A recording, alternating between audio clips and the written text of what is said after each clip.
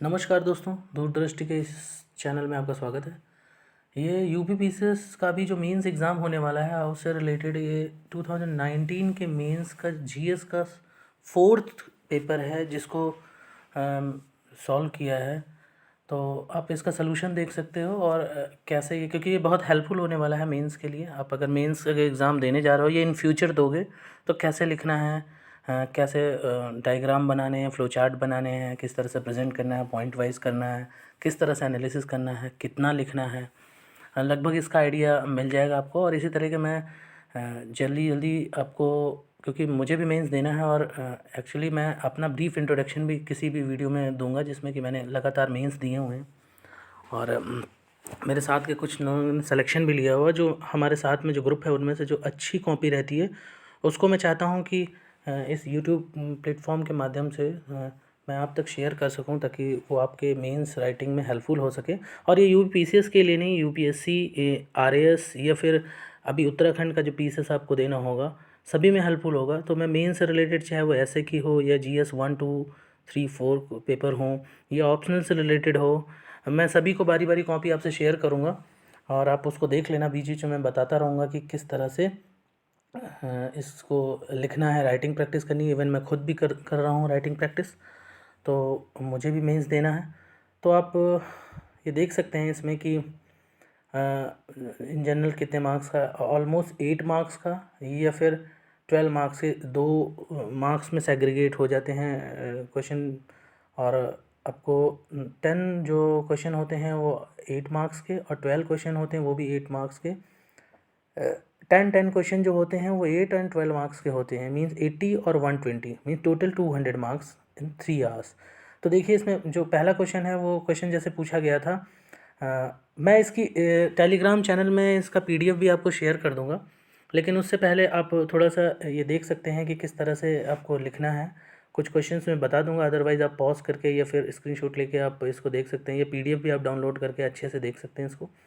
तो इसमें नीति शास्त्र क्या है, question number 1, what is ethics, explain its role in human life. नीति शास्त्र क्या है, मानव जीवन में इसकी भूमिका की विवेचना कीजिए। तो मुझे जो कॉपी अच्छी लगती है वो मैं आपको शेयर करना चाहता हूँ। तो नीति शास्त्र की डेफिनेशन दी गई है, आप ये देखिए यहाँ पर। तो कि नीति शास्त्र एक व्यवस्था है, इस तरह से डेफिनेशन दी गई, आप पढ़ सकते हो, जिसमें कि समाज के सभी लोगों को मूल्य प्रतिमान विकसित हो जाते हैं और समाज के मूल्यों के अनुरूप विनियमित हो जाते हैं। अब इसके बाद ये नीति शास्त्र की डेफिनेशन इस तरह से लिखी गई है कि इसके एक तरह से इसके विशेषताएं लिखी गई हैं कि क्या है इसके, वो है। उसके बाद मानव जीवन में इसके क्या भूमिका है ह्यूमन लाइफ में, उसके बारे में इस तरह से पॉइंट वाइज लिखा गया है। तो ये आप देख सकते हो।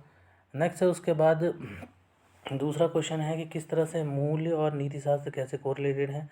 तो इसके लिए देखिए डायग्राम बनाया गया है कि कैसे नीति शास्त्र नैतिकता के अंदर ही मूल्य होते हैं। तो इससे नैतिक मूल्य जो है वो सबसेट है एक तरह से नैतिकता का। तो इस तरह से आप देख सकते हो। और उसके बाद किस तरह से गांधी या अरस्तू ने किस तरह से उसके बारे में बोला हुआ है, तो उसको भी आप यूज़ कर सकते हो कोटेशन।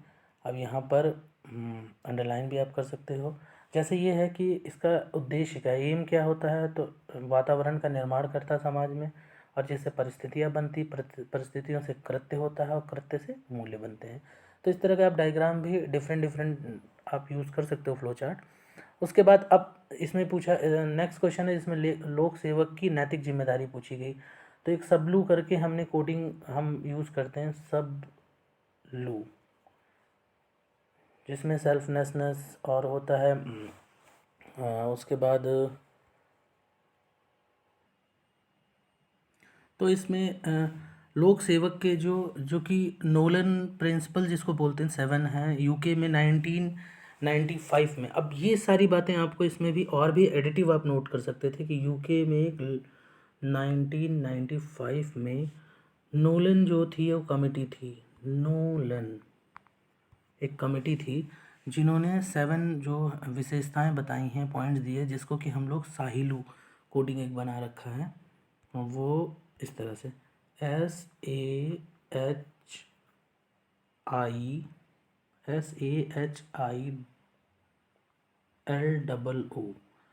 तो फर्स्ट एस का मतलब हो जाता है सेल्फलेसनेस, यानी सेल्फलेस, निस्वार्थता आप नोट कर सकते हो, SEL, सेल्फलेसनेस मीन्स निस्वार्थता। दूसरा हो जाता है अकाउंटेबिलिटी। अकाउंटेबिलिटी मतलब हो जाता है कि एक तरह से जिम्मेदारी, अकाउंटेबिलिटी। नेक्स्ट है एच फॉर हो जाता है ऑनेस्टी, ईमानदारी। अब ऑनेस्टी और इंटीग्रिटी, इस पे भी हमें honesty, then I means integrity. थोड़ा इन दोनों में डिफरेंस है जो मैं बताऊंगा। पहले मैंने सोचा था कि नोट्स के माध्यम से बताऊंगा, बट मुझे लगा कि क्वेश्चन अगर डायरेक्ट हम लिखने की प्रैक्टिस करें तो वो ज़्यादा फ्रूटफुल रहेगा। अदरवाइज़ ये एग्ज़ाम के बाद मैं इसको डिटेल भी क्लास लूँगा इसकी। Integrity, then L for leadership, and then next L for O for objectivity. Objectivity means वस्तुनिष्ठता। और फिर देन एक और ओ है जिसका मीन्स हो जाता है ओपननेस। आपको यहाँ लिख देता हूँ, ओपननेस मीन्स पारदर्शिता या ट्रांसपेरेंसी आप बोल सकते हो। तो इस तरह साहेलू इज़ द कोड जिससे हम सारे जो लोक सेवक हैं, सिविल सर्वेंट हैं, उनके गुणों के बारे में, तो ये इस तरह से इन्होंने प्रेजेंट किया है। पारदर्शिता, विश्वास, सत्संकल्प, कर्तव्यनिष्ठा, तो ये आप सारे डिटेल आप लिख सकते हो। देन उसके बाद लोकहित और सूचना का अधिकार। अब ये कैसे कोरिलेट किया गया है कि सभी को स्पष्ट सूचना पहुँचे, प्रशासन में विश्वास बने, भय मुक्त प्रशासन हो, पारदर्शी ट्रांसपेरेंसी हो, और एक कोऑर्डिनेशन हो प्रशासन और समाज के बीच में। तो इस तरह करके आप डायग्राम में लिख सकते हो। इसी तरह धर्म का अर्थ, अब धर्म के बारे में पूछा गया है तो अब किस तरह से धर्म का अर्थ और यह सार्वभौमिक, अब इसको क्या अर्थ है वो आप बताने के बाद आपको ग्राफ के माध्यम से बताना कि नैतिक मूल्य कैसे बढ़ते हैं अगर सार्वभौमिक धर्म जैसे जैसे बढ़ता है वैसे नैतिक मूल्य बढ़ते हैं। अब सार्वभौमिक धर्म में तत्व कौन से हैं, वो सारे हैं, कौन से एलिमेंट्स हैं, ये आप लिख सकते हो। उसके बाद है इसी तरीके से आप क्वेश्चन खुद से पढ़ सकते हो कि आप क्या है, जैसे अभिवृत्ति अब पूछी गई है तो एटीट्यूड, तो उसमें यह है कि लोक सेवक के बारे में पूछा गया है कि लोकतंत्र और कैसे अधिकारी तंत्र कैसे कोरिलेट होते, कैसे समाज को कोरिलेट करते हैं, समाज को कंट्रोल करते हैं, या कैसे किस तरह से समाज को एक तरह से रिलेटेड है, उसको रिलेशन है, तो उस तरह से आप कैसे दोनों मिलकर कैसे एक अच्छे समाज की, एक नैतिक समाज का निर्माण करते हैं, तो वो आपको लिखना है। इसी तरीके से देख लीजिए आप, पारदर्शिता क्या होती है, तो एक तरह से स्पष्टता होती है, ये देखिए लिखा है पारदर्शी, ट्रांसपेरेंसी, तो इसके बारे में भी है। आप डिफरेंट एग्जांपल से, जैसे कि इन्होंने बताया है कि एग्जांपल्स के हेल्प से आप इसको बता सकते हो कि कैसे कैसे पारदर्शिता किस तरह से। आप जनरल लाइफ के एग्जांपल्स भी ले सकते हो, या फिर न्यूज़पेपर या करंट अफेयर के एग्जांपल ले सकते हो और आप बता सकते हो। इसी तरीके से जैसे धर्म के बारे में बुलाया गया है, तो इन्होंने धर्म के बारे में यहाँ पे लिखा है कि सहजता और कृत्रिम है कि पितृ, मातृ और मित्र धर्म, ये सारे तरह के हैं। तो आप डिटेल इसको देख के आप पढ़ सकते हो, और क्वेश्चन पढ़ने के बाद आप कैसे लिखना है ये।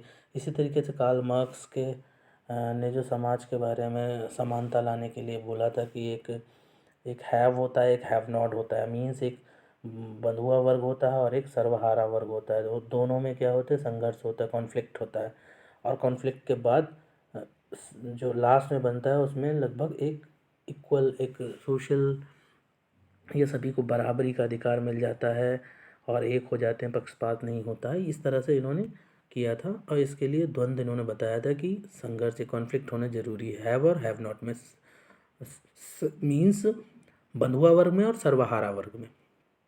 तो इस तरह से दूसरा जैसे क्वेश्चन है, नेक्स्ट क्वेश्चन है कि निष्काम योग। तो निष्काम योग जो है एक तरह से उसमें बताया गया है कि मीन्स योग का अर्थ होता है विकास का अर्थ बिना किसी के मतलब फल की इच्छा किए बिना। तो एक तरह से गीता का ये निष्काम कर्म है और उसके बारे में बताया गया है, तो आप उसका भी एग्जाम्पल दे सकते थे। और आपको हमेशा जो क्वेश्चन का आंसर लिखना है वो 3 फॉर्मेट में लिखना है। जैसे आपको पता होगा कि first one is just introductory part, introduction, then आपको बॉडी, मेन बॉडी पार्ट होता है, एंड देन आपको कंक्लूजन। तो इन तीनों में चाहे आपको एक ही लाइन में लिखना पड़े, चाहे वो 8 नंबर का क्वेश्चन हो या फिर 12 नंबर क्वेश्चन हो, इससे कोई फ़र्क नहीं पड़ता है। आपको इन्हीं तीनों पार्ट्स में ज़रूर लिखना है और बीच में आपको ज़रूरत पड़ने पे डायग्राम या फ्लो चार्ट भी बनाना है विथ एग्जांपल। आपको एग्जांपल भी आपको पुट करने हैं। और एग्जांपल अगर वो रियल लाइफ से होंगे या फिर करंट सिनेरियो से होंगे तो that will be more efficient. अब जैसे जीवन में जो है ये 7 सिद्धांत की बात की गई है, तो इसके बारे में है। और भ्रष्टाचार यानी कि करप्शन से रिलेटेड भी जो क्वेश्चन पूछा गया है, तो उसमें उसके बारे में भी आप देख सकते हो। और इसमें ये सोल्यूशन भी इन्होंने दिया है इस तरह करके, तो एक डिफरेंट डिफरेंट फ्लो चार्ट के हेल्प से आप इसको शो कर सकते हो। देन उसके बाद क्या कहते हैं, भ्रष्टाचार का मीन्स के फ्लो चार्ट भी इन्होंने बनाया हुआ है और इसके कारण भी लिखे हुए हैं कि रीज़न क्या है। तो रीज़न को भी आप एक तरह से डिफरेंशिएट करके आप इस तरह पॉइंट वाइज, या आप केवल ये पॉइंट इस तरह का पॉइंट यूज़ कर सकते हो या फिर केवल ऐसे यूज़ कर सकते हो, इस तरह के बुलेट पॉइंट्स में आप आंसर लिख सकते हो। देन उसके बाद है आप इसकी भ्रष्टाचार के बाद नेक्स्ट क्वेश्चन है जैसे कि सहानुभूति। जैसे हम एम्पैथी, सिंपैथी, सहानुभूति, समानुभूति, इस तरह से इसको कैसे आप ग्राफ में कि सहानुभूति अगर बढ़ रही है तो प्रेम और सहयोग भी बढ़ता रहेगा। तो with the help of the graph you can show these type of questions और मीनिंग। तो इस तरह से आप कर सकते हो। उसके बाद